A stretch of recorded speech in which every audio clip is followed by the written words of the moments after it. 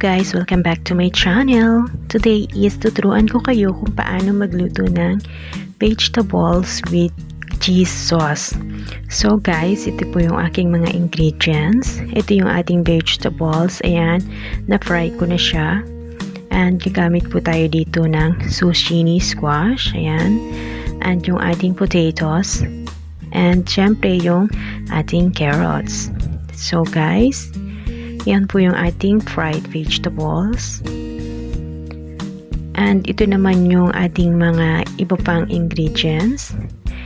Gagamit po tayo dito ng 1 cup ng cooking cream, 1 spoon ng Kraft cheese, and Kraft cheddar para sa ating garnish. And ito naman yung black sesame seeds. Gagamit din ako ng butter. And ito yung ating mga spices. Meron tayong paprika, corriander powder, ginger powder, black pepper, and salt. So guys, ayan, simulan na nating magluto. And so guys, ayan na yung ating butter. Hintayin lang natin siyang matunaw.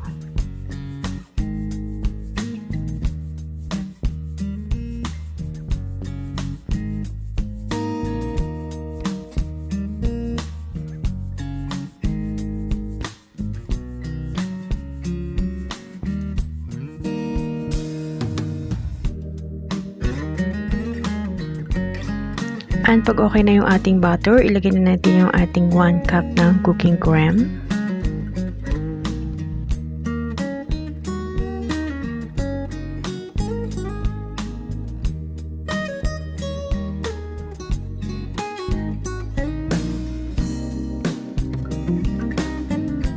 And i-add na natin yung ating 1 spoon ng Kraft cheese. Yan guys. And yung apoy nyo guys is kailangan is mahina lang. Ayan, sa mahinang apoy lang.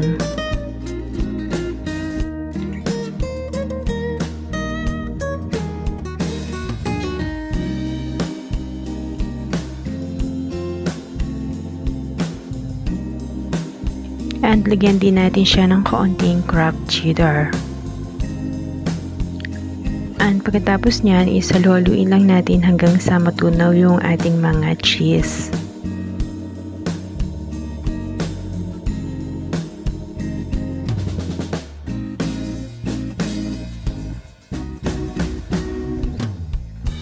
Isunod na rin natin yung ating mga spices.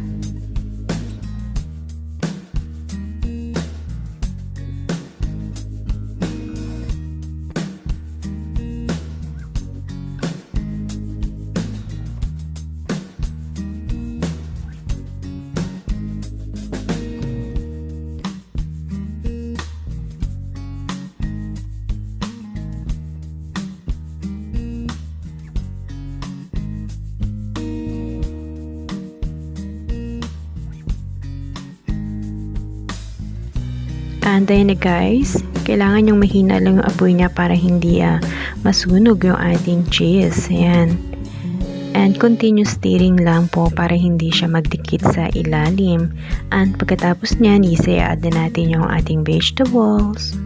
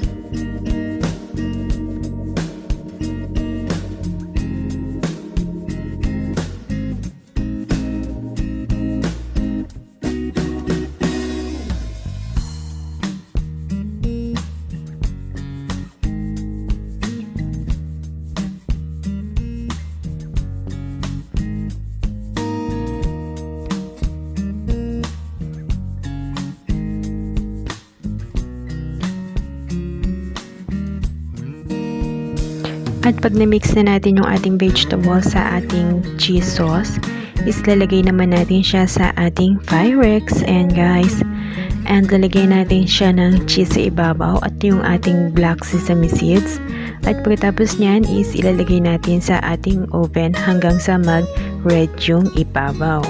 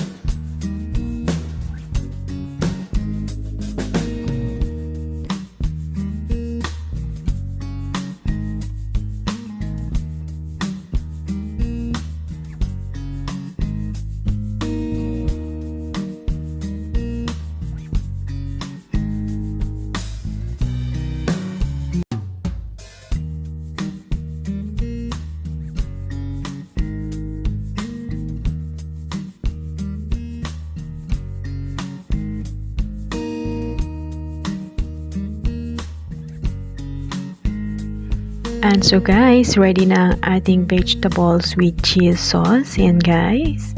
And hope na nag-enjoy kayo sa ating videos for today. And kung hindi ka pa nakasubscribe sa ating channel, ay pakisubscribe na rin ako. And pakiclick na rin ang notification bell para sa mga susunod na mga videos ko is updated po kayo. So yun lang guys, and God bless po. And mag-shoutout po muna ako sa aking mga Adele supporters.